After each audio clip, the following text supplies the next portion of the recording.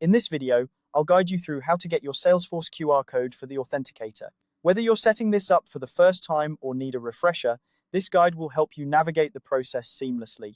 First, you'll want to start by logging into your Salesforce account. Once you're on the main dashboard, look towards the top right corner of your screen. There, you'll find your profile avatar. It's usually represented by your picture or initials. Click on that profile avatar to reveal a drop-down menu.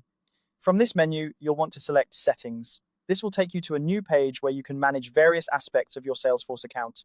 Once you're in the Settings area, direct your attention to the left-hand side of the screen. You'll notice a Quick Find menu. This is a handy tool that helps you quickly locate different settings without having to scroll through endless options. In the Quick Find menu, type in or look for Advanced User Details. Clicking on this option will open a section dedicated to more detailed settings about your user account. As you scroll down through the Advanced User Details page, keep an eye out for the App Registration section. Specifically, you're looking for the One-Time Password Authenticator field. This is the section where you'll connect your Salesforce account with your Authenticator app. It's a crucial step in ensuring your account has that extra layer of security. Once you've located the One-Time Password Authenticator field, you'll notice a Connect link next to it. Go ahead and click on Connect. By doing so, Salesforce will generate a QR code specifically for your account. This QR code is what you'll need to scan with your Authenticator app.